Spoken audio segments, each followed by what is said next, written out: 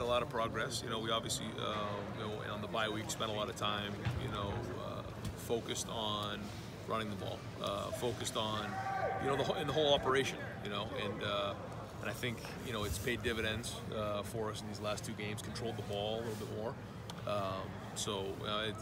We got to keep building on it. But I think that the last couple of weeks, you've seen some good things. And you got away mostly from the RPOs, right? I mean, can you describe philosophically or schematically what differences, what changes you made? I think you have to, I think we talked about this during the bye week, but when you're running the ball, you kind of have three different options. You read somebody, you run away from somebody, or you kind of change the look, and splash the waters a little bit. And so, we've kind of found different ways to do that.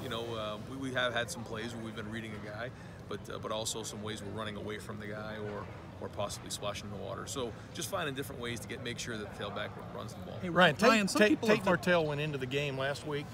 He was 0-0 at the goal, your first and goal. Yep. What has changed as far as y'all's confidence, whatever it is you want to call it, about putting him in the games now? Well, it's been a couple weeks working here, the packages, and we felt like he was game ready going into an environment like that where, it was cold, it was windy, it's great defense, and we felt like we needed a little bit of a change up there, and he gave it to us and did good things. Obviously, we had the one miscue down there tight, and that was obviously something we got to get corrected fast. Yeah.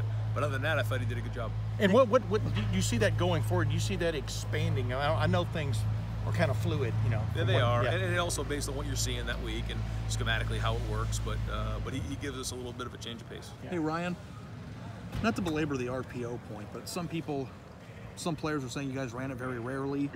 By looking at it, rewatching the game, it looks like you were running it a little bit more. Can you just dispel whatever it is? Like, do you run them still? Have you gotten away from them? Like, what can you just explain, like, what your general viewpoint is of running the RPO right now? Yeah, well, like I said, I mean, every play you have something that you're doing to try to handle the extra guy in the box. And, sometimes if they man you up, there really isn't much of a read because if it turns into a one-on-one battle, and then you're just turning that into a pass.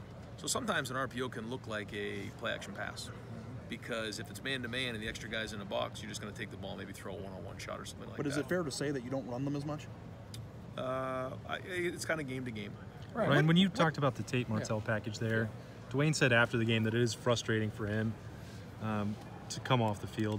How do you manage that within the room and the expectations when a guy wants to be out there every snap as a starting quarterback? They're both competitive guys. They both want to play, but they understand that what's best for the team, and our unit is a unit, and those guys have, their relationship has really grown, especially this year, and they pull for each other, and they both know, whatever is best for the team, they're willing to support, and so those guys are both competitive guys. That's what you want. You want guys who want to be on the field, so it's normal, and I think they're handling both really well. What did Tate though prove to you personally that made him show that he deserved to be on the field now?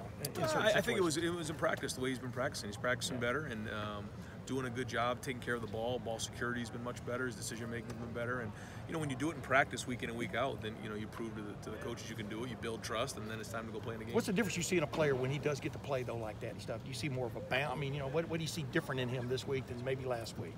Maybe nothing. No. I mean, this is something that's been a couple weeks in the working, and I think again when you practice well, you just have a tendency to play well, and I think that's what happened. Dwayne, going against the school that he committed to, do you sense anything extra in him this week?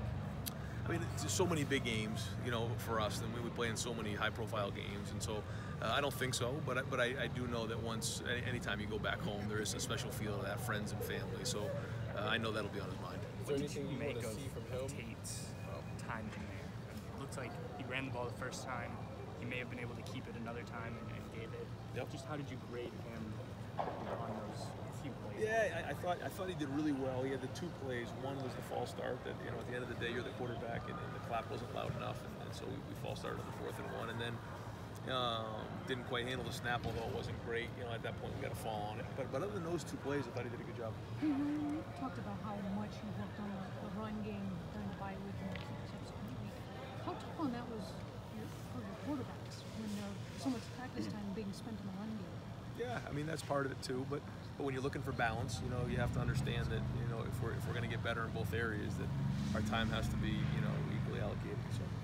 Ryan, you guys are so good on the short passes. As you analyze what you guys are doing this year, do you feel like you're taking enough deep shots? I know it depends on what the defense is giving you, but do you feel like overall you guys are taking enough deep shots? I think so. I think so. I mean, when you look at it, we've throughout the year we have had our share of balls down the field. I think Dwayne does throw a good ball.